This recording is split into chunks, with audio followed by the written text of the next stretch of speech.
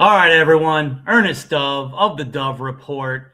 Maybe it's time. I just want to try this live, see how it goes. Maybe it'll be awful, but I'm going to try my best. Maybe I can at least be better than the New York Mets. I wanted to sit here, maybe try this live, give some updates. Thank you, Armand. You're amazing for being first, by the way. I'm going to try to do this. What I want to do is really legit general New York Mets farm system talk. I know you guys know I'm the guy that always hypes everything, loves everyone, all the good prospects, updates, stats. I want to give some thoughts, honestly, specifically on the entire farm system, the good, the bad, and the ugly. I'll see how this time goes. I want to name a lot of players. If you guys can kind of jump into these streams, try to ask me some questions. I'll try to answer them the best that I can. But I want to start to get with some of the obvious stuff. The New York Mets farm system, heading into the offseason, even into a little bit of spring, I was hyping the New York Mets farm system as being a top 5 farm system. Then the season began. Carson Bench broke camp. Now A.J. Ewing was lights out for a few games here and there, quickly jumped levels, earned the spot. Now that the two guys have jumped, what's been happening ever since? Well, some of the bad in the New York Mets farm system to bring up: injuries. We know what's going on with the Major League New York Mets. Everybody seems to be hurt. Well, you know what? To be honest, it might actually be worse in the Mets farm system. Everybody's hurt, starting with the cream of the crop of the most recent IFA class, Wandy Asigan. He still hasn't started playing yet. Down in the Dominican Summer League, reportedly with a hamstring injury. That's just the list of many and often. Some of the top pitching prospects: Will Watson, hurt. Ryan Lambert recently went down, hurt. Another tough one. I'm trying to figure out, get some information. Guys like Ryan Lambert, knock on wood. I am hoping for the best on the limited information I have. I'm hoping he will be returning. Hopefully it's not doom and gloom news for him, as he currently is only on the 7-day minor league IL. Other guys finally coming back, but still, Dylan Ross was a delayed start to the season. R.J. Gordon, delayed start to the season. Marco Vargas, the player from the Robertson trade back in the day, he is injured again. I think he's injured 2 to 3 times a year since he joined the Mets organization.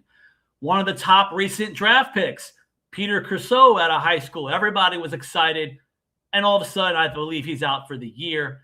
There's so much going on. I'll try to even fire off some questions. Do you believe Wandy's injury, or is it possible oblique strain? That's pretty interesting, Armand. The only information, I'm going off other people's intel about it possibly being hamstring related.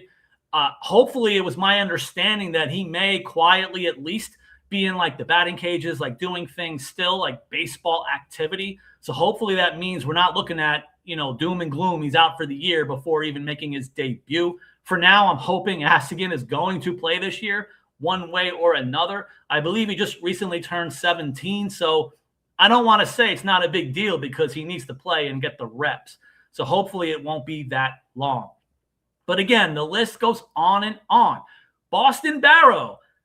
He broke camp on the IL. I was hyping Boston Barrow to be basically the comeback most improved player of the year in 2026, based on things that I heard in the offseason, some of the workouts and strengthening programs. He looked so good. I was super excited. Then he broke camp on the IL, briefly showed up getting into some rehab games. Then he seems to have disappeared. So he's been off and on. Another young player, Edward Lantigua, one of the very young outfielders from the Dominican Summer League, coming stateside, and he's hurt. So now he's out. Nathan Hall, one of the recent pitchers, kind of a guy with a little bit of command issues of sorts, but he's a very talented guy with a lot of strikeouts. He's injured. There's just so much going on. And now let's get into it. The Mets farm system. Okay, beyond all the injuries, the season still went on, and there's been a lot of guys struggling. We know about the guys at the top. Jonah Tong has had some issues now learning his new pitch with the cutter, and he's been having walk issues once again at the AAA level. It was awesome seeing him get brought up, try to eat some innings. Now he'll be back and forth. Now, all of a sudden, Jack Weniger looked like he had a case of the yips himself when he was in spring pitching. Now, all of a sudden, in the minor leagues, the walk rate seems to be going up for Jack Weniger, who started with an elite one-ish ERA in AAA while not having a lot of command. But now, all of a sudden, the bad command has been catching up to him, and his numbers have fluctuated. Overall, still a good ERA because he's such a talented pitcher. Then you have a guy like, obviously, the big guy, Ryan Clifford, the big red dog. He's hitting bombs. I believe as of today through the weekend, he's at least top 5 in AAA in the International League in home runs. But his K rate is at the 40% range. He continues to strike out at a pretty alarming rate. I am old. We have the things for batting average. It's been pretty low this whole time, continuing. Other guys. Mitch Voigt, the super athlete, wonderful, intelligent young man, super athlete. He's gotten off to a very slow start in the minor leagues in Brooklyn. Hopefully, knock on wood, Mitch Voigt has started to come around. We're talking at least a 16-game span that includes the last 11. He's on an on-base streak. He's been on base at least once all of the last 11 games. OPS about 900. He's hit about 3 or 4 home runs in the last 15, 16 games. He's still up there stealing a lot of bases, even when he wasn't hitting. He's a guy that could be a 50 to 60 stolen base guy as a projected guy, even as maybe at second base. He's played some shortstop. He has the athletic ability either way to play the middle infield. I know some of you have been asking, how soon can he replace Marcus Semien? We're going to have to slow the brakes on that because first and foremost, let him get hot for more than 15 games. Let him at least get to AA, the show me level. Even the young star, Elian Pena, our favorite budding star, the teenager. He came out hot for a while, for some weeks. Then in May, he started to dip a little bit. It looks like the guy who usually has really mature plate discipline, it looks like he's starting to get a little bit more and more aggressive at the plate. More strikeouts than I would be used to seeing, even from a young player, but such a stud. He's been kind of balancing it off. He still has certain games. The last couple of games, again, he's starting to get on base multiple times with a hit and a walk. That's the kind of thing I want to continue to see for the rest of the year by a kid and a guy like Elian Pena. I would still like to see him at some point show up in low A, maybe towards the end of the season, just to get his feet wet at the higher level. Other guys we've been waiting on all year, the big, huge outfielder, Eli Serrano III. He's been hyped for a couple of years. He's been ranked by all the national publications. And yet, from last year, from 2024, 2025, starting 2026, the slash line is not showing the potential. He keeps having spurts. He's almost like a version of Ryan Clifford. When he makes contact, the ball is hit very hard. But when are we going to see the consistency from a guy like Eli Serrano? Then even some of my favorites, obviously, Zach Thornton, the poster child, the encyclopedia, look him up version of command. All of a sudden, he struggled a bit in his major league debut. And then for a couple of starts back in AAA, the walk rate is up. Now one of our heroes of pitch command has been struggling a little bit. I swear it's like a virus for the Mets at this point. I'm curious to see, hopefully sooner rather than later, get Zach Thornton back on track. Even some of my younger players, there's probably a reason why I haven't mentioned some of these guys in a while. One of my young players I was hyping even from spring and even from last year, my guy Diverson Gutierrez, who I still love very much as a really good, strong arm defensive catcher. And I wanted to see how the offense would play. It just kind of looks like at some point now, the offense, he looks respectfully a bit overmatched in high A. He's been roaming around a $150 batting average. I understand maybe the team, for a lot of reasons, he's going to be struggling a bit. And the catcher position might be one of the worst positions right now, health-wise, in the entire Mets organization. They've been kind of tunneling guys from all the way from A-ball to Syracuse just to catch games. So these guys aren't even being promoted on merit. all around the affiliates in the Mets farm system, guys are moving up and down simply to eat innings. Even one of my pitchers guys that I like, who's very talented, Tanner Witt, it's been a struggle. Tanner Witt has been the Where's Waldo of the Mets organization, going from Brooklyn to maybe Double-A, Syracuse, back to Brooklyn, back to Syracuse. He's been trying to help out multiple affiliates himself. It's been a struggle all around. Even some of the guys that have been pitching, there's been ups and downs. A guy like Cam Tilley, a recent draft pick with a lot of respect and hype around the system, around national publications, came out with 5 hitless, I believe, in his debut in low A. And then all of a sudden, it's been up and down. He has rough outings. Then 2 or 3 starts later, 4, 5 to 6 innings with maybe 0 to 1 runs. He's been inconsistent so far. Another pitcher, Brandon Girton, very talented again, young arm, maybe some command issues for sure. His numbers and stats and inconsistency is also showing in the stat lines. Now, before I spend this entire kind of segment and show live speaking negative, I want to at least bring in some of the positive stuff going on in the Mets organization.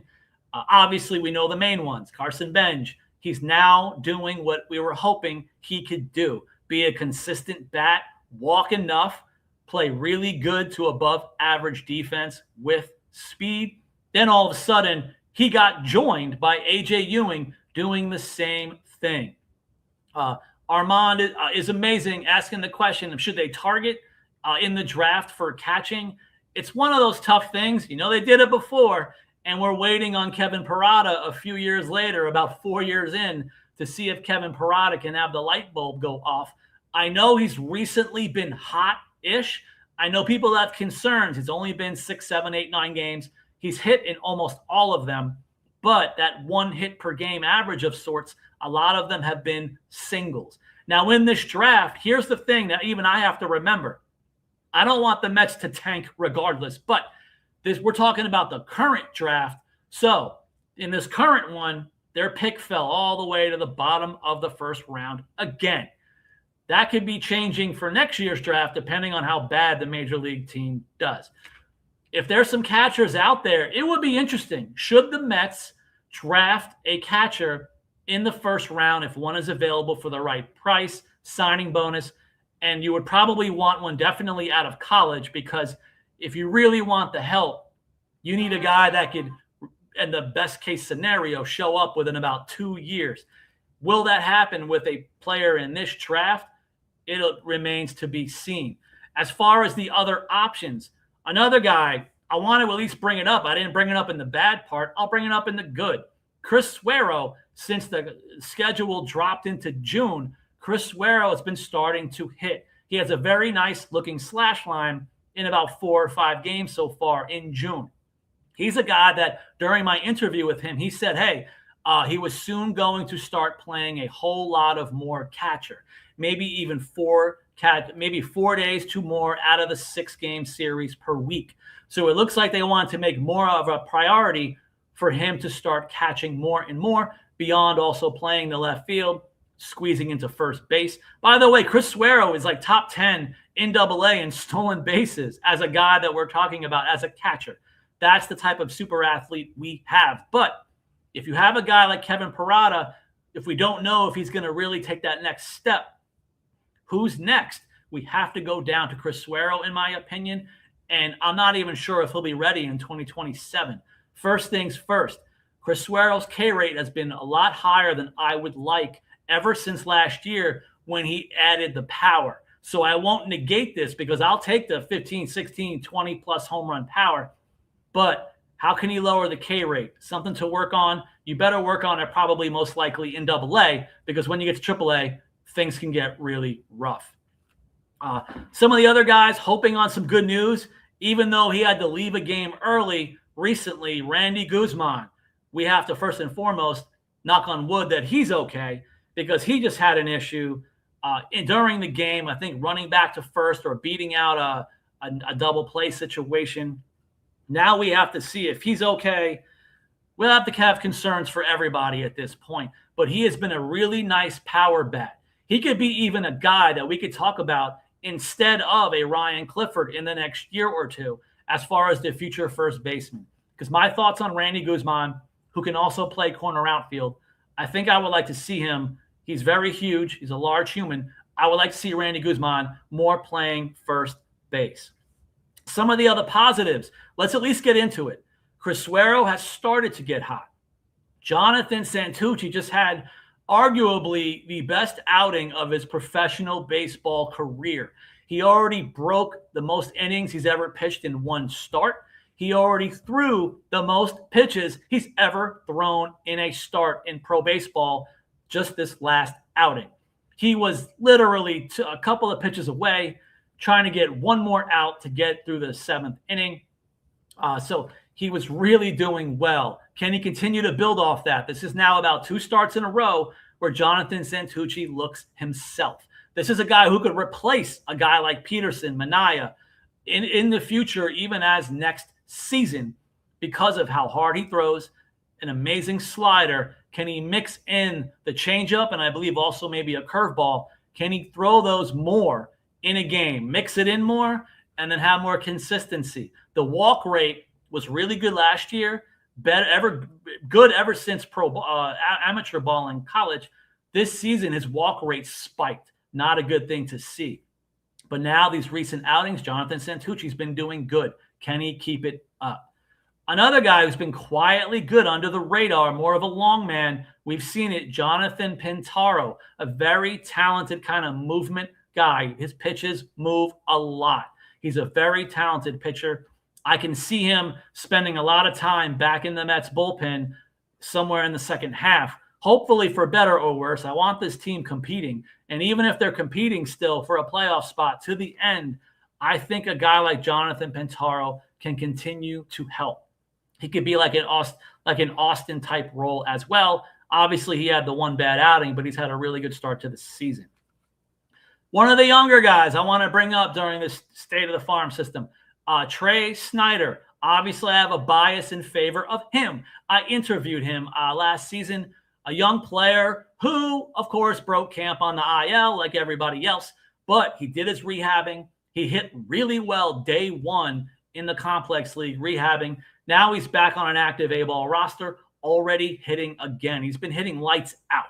Very small sample size. He's hitting like 400 overall between the rehabbing games and his official activated game and affiliated ball. What's the future of a guy like Trey Snyder? I'm curious to see. I believe he's one of those super above average athletes. Again, I want to see him move around the field. I want him to play multiple positions ongoing, A-ball, double-A, figure out what to do with him somewhere in double-A, triple-A. Trey Snyder, again, this is one of those athlete guys. I believe he was drafted by the Stearns crew, so they want to have a certain thing. Does that mean he'll grow up to be another version of Benj or Ewing? I'm not sure. We're going to have to find out. He's a different type of player. Still a lot of talent. One of the guys I've been hyping for 2 years, thank goodness he's been hot, Giovanni Rodriguez. He is now stateside. I know he repeated the Dominican Summer League before that, had a really good second season. Here he is now stateside, and he's been doing really well. He's been top 3 or 4 in the complex league in home runs. That's actually something I wasn't knowing of him. I wasn't familiar with his game. I thought he would be a mid-ish kind of guy for home runs, but I did feel, based on talking to other people, Mets scouts, even former Mets staff, who said to this day, a couple of weeks ago, there's still not enough people that are high enough on Giovanni Rodriguez. I don't understand why. What are people not seeing? Because I see a future potential star. That's why I'm going to keep hyping Giovanni Rodriguez. I would like to see him end the season in low A, get the call up at some point, help out that squad. I want to see how he fares against that little bit higher level of competition. Way down in the minor leagues, this may be 3 years from now, I can have a really exciting discussion, but the Dominican Summer League and the Florida Complex League bats are on fire. There's a few of them, more than 3-4 guys at every kind of team of the 2 in the DSL and the 1 in the Complex League. Lots of guys hitting, including Bohan Adderley. I'll say it again and repeat myself. Super athlete.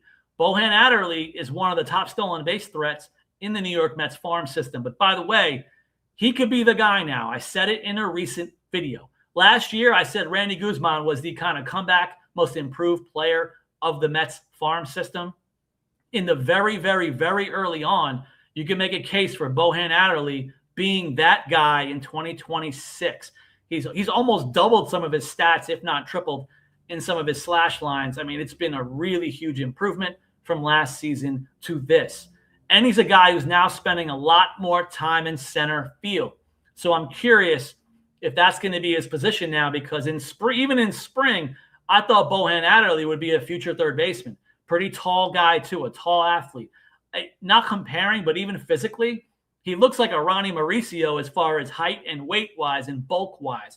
So maybe I was curious to see, put him at third base, or maybe he can move over to second at some point. But if they want to use the speed and athleticism, try him in center field. I'm all for it. That's the kind of position, like, again, center field and shortstop, you can leave those guys there all through rookie ball and all the way in A ball. Make a final decision in Double-A. Some of the other guys I want to bring up, I've been talking about it a lot online, the lefty Daviel Hurtado. More people are going to start talking about Daviel Hurtado.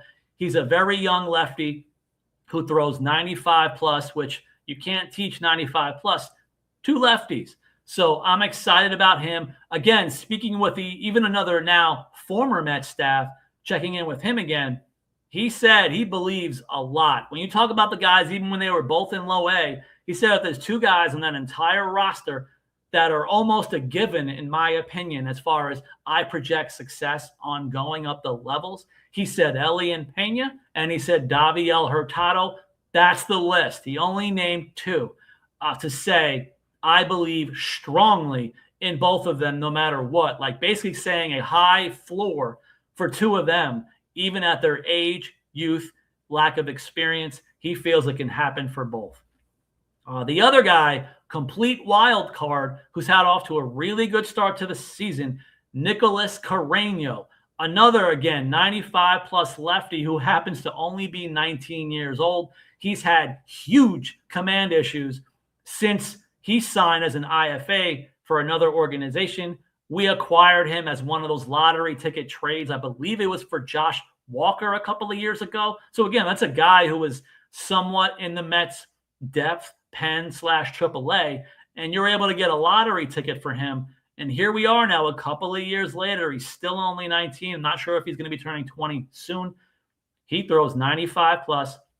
The command is starting baby steps to come around, and he's still eating multiple innings. I can see a guy or a young man like Nicholas Carreño in 2-3 years. Maybe he could be one of those guys in more of a Rayleigh role. I don't know about seventh inning type stuff, but maybe he can be one of those flame-throwing Gregory Soto type guys, maybe from the Orioles when he did well for a year or two. Can he be one of those flame-throwing lefties where he doesn't have perfect command, but he can get outs for you? Then, of course, the other young teenager, you never know where the ball is going to this day. I think he still hit another batter. He might up to be at least 12 hit batsman this season. 19-year-old Joel Laura, who, again, is very tall, very huge. He can throw up to 99, I believe, at 19 years old. But we got to be curious. But in his last 4 appearances, he's only allowed 1 earned run, I believe. And again, 99 plus as a ceiling at his height. If he can lower the pitch command even a little bit, he's going to be an interesting player to keep an eye on. But I think Joel Laura, you may have to wait at least 3-4 years to even hear about him in Double-A, Triple-A, and it's all going to be based on command. One of my guys I've been talking about forever, the lefty, Felipe De La Cruz. He is finally looks like a full-time reliever. I've been asking for this probably even from last year. I was hoping he would stick as a starter, but then I was thinking Longman. I don't even know if Longman would be the best thing for him. I would like to possibly see Felipe De La Cruz be a 1 to 2 inning flamethrower. Again, another lefty who throws 95 plus. For the year, it's been very quiet for him.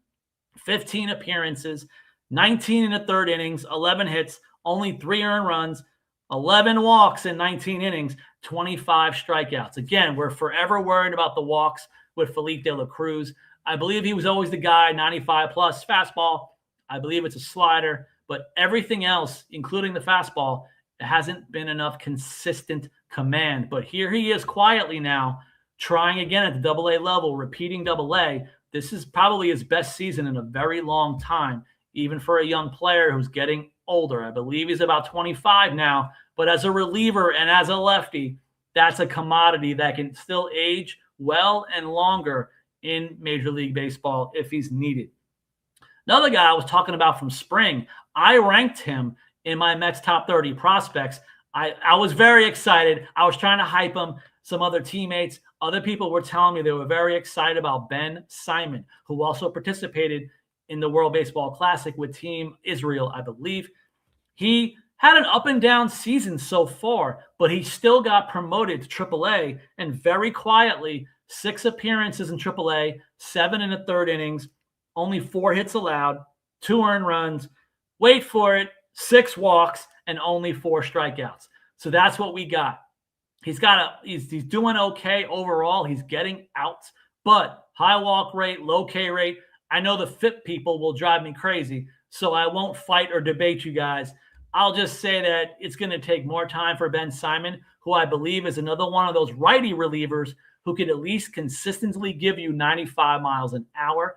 I believe he can be a depth reliever for the New York Mets. One of those guys you see up, down, maybe another Austin guy. You may see him a lot, even like a guy like Pintaro. Pintaro and Simon, I can see these guys being interchangeable between AAA and the major leagues to try to help the team. Kind of rounding things out, what else to look for in this season? Well, I'm actually hoping a few guys could actually debut again back for the New York Mets in the second half. Again, Zach Thornton, Jack Wenninger, Jonah Tong. Are they going to earn their way back? Are they going to all be in the rotation because the Mets have sold off? I will not say that or proclaim that yet. But in the second half, one way or another, I want all 3 of these guys to be in the Syracuse rotation dominating. I want them to eat innings because, again, now, Wenninger and Tong are the guys who have eaten a lot of innings in pro ball. Zach Thornton has not.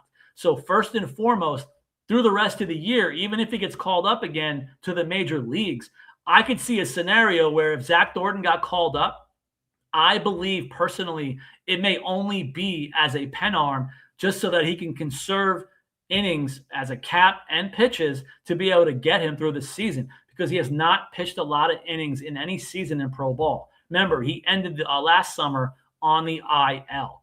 So he didn't even break 100 innings last year. You can't really expect a guy like this to start eating 120, 130, 140 innings up into the major leagues. The other guys for the health, we have to keep hoping for good health. We have the currently healthy Nate Lavender, who, by the way, quietly doing really well. He's had some walk issues now back in Syracuse because he's off the rehabbing. He's in Syracuse. He's getting more strikeouts than even I remember. It's a really high K rate for Nate Lavender right now in Syracuse, but the walks have been kind of spiking in every outing. It's been getting him into some trouble trying to get out of it, but he's still getting some scoreless appearances because of all the Ks. Let's see how the command and consistency goes for Nate Lavender, who can definitely help the New York Mets in the second half. Then my 2 favorite reliever prospects, Ryan Lambert, Dylan Ross. Ross, we need to see the consistency. Even recent people telling me online, I really like what I'm seeing in the games now. His splitter and his fastball are looking really good now that he's back fully healthy. He's a guy, if he's fully healthy with that splitter, if the fastball is still going 99, at least 97 to 99, he's a guy you want to call up pretty fast. Then, of course, again, Ryan Lambert, what's the health situation? I'm going to have to get back on that. Again, minor league injuries, they are nothing to mess with. Even disclosure-wise, there may be some publications that try to give out information when they get it, but on my level, it's very important and respectful. I give information when I have full permission, or hopefully if it's more good news. So I'll try to keep you guys updated if I can receive good news that I can disclose on Ryan Lambert in the near future. Again, things to watch out for. Young Trey Snyder, can he now stay healthy and have a good year? Chris Suero, Will the few games of June continue on into the rest of June, July, August? Because he could still be a future catcher or a future 26 man. He could even be a third catcher for the Mets, maybe even next season, 2028, as a guy who can also play in the outfield. And that's why you can keep a third catcher like him on the roster. Eli Serrano, Mitch Voit. Voit is already starting to get hot. When is Eli Serrano III going to start hitting? If I know, I guess maybe you guys would know. We're going to wait and see. RJ Gordon, another guy I've kept forgetting to mention. He broke camp on the IL. He's finally back. He's been up and down now. I've had some people tell me, even privately or messaging me, like, is there something wrong with RJ Gordon even though he's playing? It's just because the numbers aren't showing itself. I'm curious to see what ongoing health, knock on wood, can do with RJ Gordon throughout the year, because he's not the upper 90s righty arm to keep an eye on, but I think he could be one of those smooth, kind of stable starting pitchers who can eat innings for your organization, even in a rotation, or again, another long man position. I think RJ Gordon has the stuff to be a major leaguer. It's going to be up to certain scenarios between starter, reliever. Maybe you guys can let me know if you know about RJ Gordon and you're excited about him. Do you think he should be a rotation arm as a steady guy? Or do you think he should be one of those 1 to 2-ish inning pen arms as a transition? Because the Mets haven't been developing pen arms to begin with. Why not add more to the mix? Overall, at the end of this, my overall thoughts, to be honest, as far as the Mets farm system as a whole, despite the injuries and everything else, at the upper levels, even high A's to triple A, I think pitching is outdoing the hitting. So pitching has been an overall bright spot for the Mets farm system. And then in the lower minors, it's actually the opposite. Again, the rookie levels, DSLs for both blue and orange and the complex league. And then you have a guy like Elian Pena and Randy Guzman in low A. I think hitting has been better than pitching in the very low minors, except for the kind of the Joel Loras and some of the wild card arms. That's the thing. It's a weird mix right now for the Mets. Usually it's one or the other. I think they do have a good mix of players up and down, but if you were to literally ask me full on truth, no bias, no shilling, I think the Mets' status as a top 5 farm system has definitely dropped even through June 7th. I'm not sure if that can improve by the end of this season. It's going to be up to some of the names like Voit, Snyder. Can Boston Barrow come back? Can a guy like Hurtado do what I'm saying? Can Yovani Rodriguez have the season I've been proclaiming to try to pat myself on the back? If all of those prospects do what I hope they can do by the end of the year, I think the Mets can continue to bare minimum of a top 10 farm system, but it's going to be tough to replace guys like McClain, Benj, and Ewing. It's going to be interesting to see as a system as a whole, rankings-wise, how many top 100 prospects can they have? Can Elian Pena deserve it? Hopefully he will. But how many more beyond a kid like Pena will be on the top 100s? Because that will dictate the top 10. I want to thank you guys so much. Even if you guys can hit me up on X, just look for me on @EarnestDove on X, even on YouTube in the comment sections, as this channel turns into just kind of a thing that can be played back. Let you guys know, or let me know, should I continue to make kind of videos like this to try to wrap up, even in a long 30 minutes, the entire New York Mets farm system with thoughts, opinions, some staff intel? If you guys want me to continue to do it, I will. I'm hoping to have some more interviews on the way. I'm going to have to follow up with some of my sources and the affiliates to see if I can hit up some of those. And by the way, as a primer for all of you, or some of you nice enough and kind enough to watch this, I may be going through a bit of a rebranding, respectfully and financially, to try to help support myself and this channel. I might be trying to expand some of the things that I do and talk about beyond just 100% New York Mets and New York Mets farm system. I want to try to expand a little bit. I want to even actually, one of my interviews upcoming could be a former prospect who's now doing something else professionally, what I think is really cool. I want to have him come on and talk about it. I want to get into that mix. I hope you guys are okay with it. I hope you guys are continue to support me as I try to expand maybe into some other sports as well, but this will always be my bread and butter first and foremost, with daily Mets information one way or another. But my daughter, she could use some help. So I'm going to try to do the best that I can to provide as much overall content as I can. I want to thank you guys so much for watching. I'll see you guys next time.